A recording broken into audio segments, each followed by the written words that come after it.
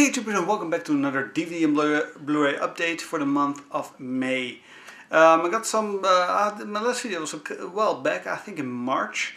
I went to the Comic-Con with my brother. I made a vlog, so I'll post the link here up below, or probably you see it at the end of the video. Last week we had King's Day here. 2 years ago it was still Queen's Day, I think. Then we celebrate here the birthday of our king, and we do that with all the shops are closed. We do it with concerts, there are other events, a lot of flea markets there where people sell their crap. We also got a flea market here in Hoofddorp, which I visit every year because I'm always browsing for DVDs. That's really tunnel vision. Because they're also, I'm always looking, do they have DVDs? Do they have DVDs? Yes, I'm going to watch it because people. When you're here at the flea market, you see how much crap they can have in a house, and have to get rid of it on flea market. But yeah, sometimes you have good things. But for me, it's only DVDs, and if there are any Blu-rays, cool. But is still a bit, they don't sell a lot of Blu-rays yet on those flea markets. But a couple of years, I think I told the story a few years back, but I will keep it short. There was a certain movie I was looking for called 100 Girls, and not particularly that it was a very good movie. It was a fun movie, and someone said, yeah, it's really a film you would like. It's an American teen movie about a guy who has a date with a girl, and I think it's dark, and afterwards she runs away, and he wants to find her, and he going to campus full of girls, and he wants to find who he shared that evening with. I think it was that was kind of the plot.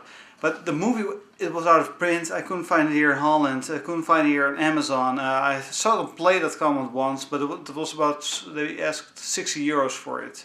So I was really frustrated, and I was, and then at on Queen's Day I was walking on the flea market here, and you have a lot of people who sell a box full of DVDs. So I think I tried my luck there, and nowhere, and there was one stand with a woman with a small blanket with a few things in a small cardboard box with I think 6 DVDs or maybe more. A bit more, but I was looking in the box, and there it was, 100 Girls. And yeah, it was more fun to finally found it. Certainly for a few euros also, I think I bought it for €1. So I was so happy that I found it. But you see how ugly this cover is. And the worst thing is the font they used. It's Comic Sans, but I was so glad that I found it, and there was a little story. So I hope you didn't fall asleep, and otherwise you probably have skipped this part. It was one of the launch titles back then. I got my N64 back in '98. Bought it with International Superstar Soccer World Cup Edition. So that was my first game, including Mario 64. Back in the day I didn't earn a lot of money, so I couldn't buy the N64 at the release date, but I was glad when I got it with all the other awesome games that was released. But also with my small salary at the time, I was lucky to buy one game in 1 month or 2 months, so I couldn't buy everything that I really wanted. And this was one of the games I was curious. I played it sometimes, but I wasn't really certain if I really wanted, but they sold it here on King's Day on the flea market for about €4.50. So I said to myself, what the heck? It's Pilotwings 64. This is from Dutch Comic-Con. I will show you this. Me and my brother bought a ticket to get on a picture with Gus Fring from Breaking Bad. And it was very awesome because yeah, we don't meet a lot of well-known actors or cool actors from cool shows or movies. So it was pretty cool to get this picture. Season 7 of the Gilmore Girls. What I show you in a lot of updates. I show you one season, and bought this also for a few euros via Amazon. Thing is that I don't know what they did with the inside, the clip thingy where you put on the disc. I don't know how they, because it doesn't look broken, but the disc wouldn't stick on that. So all the discs are quite loose, so I have to handle this with care. Hardcore Japan, the uncensored version, and But it's also for €1 on there. It got 5 movies and an animated version of Itchy the Killer. It's about 45 minutes. It got The Princess Blade. Do not know much about it. Ring 2. I think I saw they had a trend here that they show Japanese horrors on MTV, and they show Ringu, and I think I saw part of it. I'm not quite sure why they just put the number 2 on this disc set and not 1. Seems random. The one I bought it for was Battle Royale. Heard a lot of good things about it. Never saw it, and I thought, nah, for €1 I buy this one. Have got this movie and 4 others. And the last one is Dead or Alive. So I'm not quite sure. What it is the letterbox edition. So I'm not quite sure how it will look on my TV, but I thought it was a good deal. And this one, I thought it was a very, very, very good deal. Never saw the show. Must say that it's from. Now, if I say show and David Lynch, you probably guess which one it is. It's the special edition season 1 box set of Twin Peaks. I bought it for €1. It's not in its best of all condition, but the discs are okay, not scratched. But if you know, I think you still pay about 30 or 40 euros for the season 1 and 2 box sets. So €1 for this with a slightly bit damage. I think it's a pretty good deal. And I say I didn't watch a lot of David Lynch movies. I know I saw about 10 years ago, I saw Mulholland Drive, and I was watching and I thought, am I just this dumb? I don't get it. What the hell is happening? And I thought, okay, maybe if I watch longer, I'm gonna understand it. But yeah, I thought when the movie was finished, I was like, huh? But okay, maybe I'm going to have to rewatch it soon again to try to understand the world that is David Lynch, how his mind works. Only seen what I do understand and what I thought was funny was that hitman who has tried to kill someone, shoots through the wall and hits someone else, a lady there, and it doesn't go that well. That was a very funny humor in a very mysterious movie, and but yeah, still very curious to see Twin Peaks. And one of the guys, a Dutch actor who also played Lurch. I was on a certain filmmakers event every week. It's called Shortcuts in Amsterdam. It's free, and they have a competition between. So they show every 2 weeks. Every week they show 2 short movies. They are in a competition to. At the end of the month, they can win the prize of best movie. And there's a special guest, and one of the days there they had Karel Struiken. I'm not quite sure what his. I forgot his name, but the guy who plays the big guy here, who also played Lurch, was the guest via Skype. It was kind of cool to have a Q&A with the guy, so that was awesome. But I'm really looking forward to see this. Next one is a 90s classic. I saw this movie a lot of times during the 90s, and I think after that I never saw it back because I never saw it on DVD and kind of forgot about it. But I saw this one on King's Day, and so I thought, nah, gotta have it. And I bought it for 50 cents, and it's the Coneheads with Dan Aykroyd.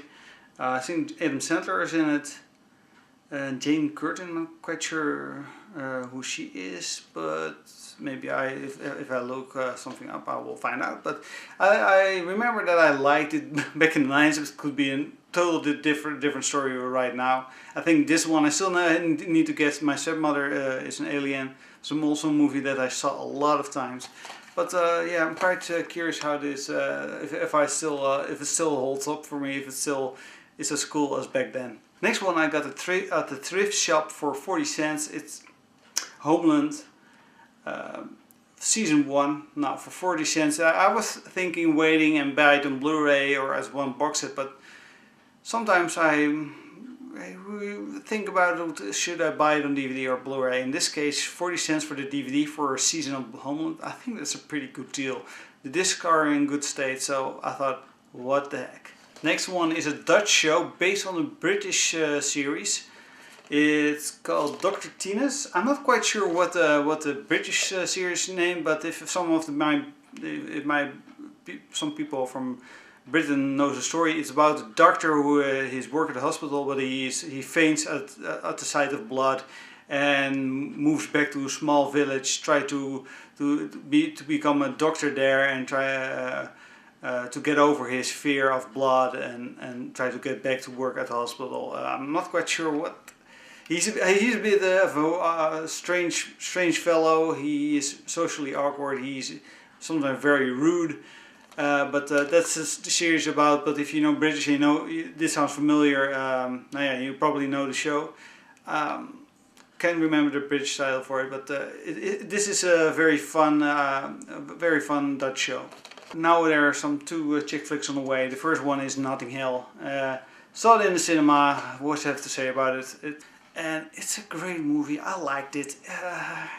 Yeah, what can I say? I liked it. As they call it in the book. But I heard good things about this movie, and yeah, should I be ashamed to got this one? I got it for 40 cents. I thought, I had to see this movie. This is one of the best movies of Nicholas Sparks. Yeah, it's easy because every cover and every poster of his movies are exactly the same. So yeah, Safe Haven. I saw Safe Haven, I think, from one of his movies, based on his books. And Safe Haven was just I liked it, but it was straight a rip-off of Sleeping with the Enemy. It's a movie directed by Paddy Considine, very cool actor, but he also directs good movies. I'm not quite sure how many movies he's done, but this one I heard of. Also for 40 cents, it's Tyrannosaur. I have no clue about this movie. I heard it is good, but I really don't know anything. I really don't know anything about this movie, but I heard it was good. So if you seen it, tell me would you like to post a comment. Blu-rays that I got from the Comic-Con. This one I got for €2.50. It's a movie that was nominated for an Oscar. I think the lead actress was a kid. She was nominated for Best Actress, I think.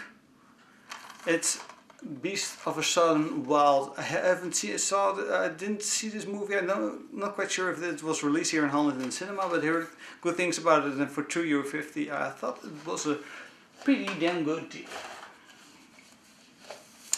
And the last movie is what I also got at the Comic-Con for €12.50. It's this steelbook for The Amazing Spider-Man 2. Yes, I liked it, yeah, and I want to be part of the Marvel movie collection thingy, and I want to have the whole series. But this movie, oh man, it got so many issues. What I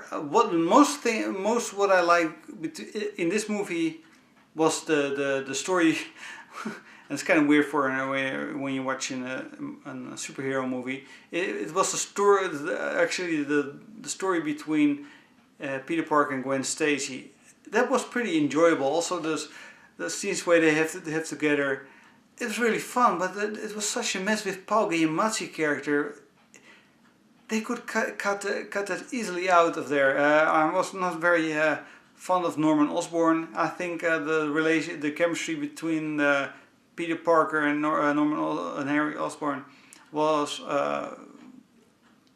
more believable in the Sam Raimi movies. In this case, they haven't seen each other for years as kids, and then at one point they meet when Harry Osborn's father is dying or is already dead, and they meet each other they acted like they really know each other, and then Osborn says something, and they're out of nowhere they're best of friends. They have a moment at a pond where they throw rocks and talk about shit, and now they're the best friends. And then Osborn gets also sick and needs some blood to help him to stay alive, but Spider-Man doesn't want to help, and they get enemies, and then also you got Electro, which I also wasn't very. It doesn't really make an impact on me. Jamie Foxx was total fan of Spider-Man, and then he hates Spider-Man.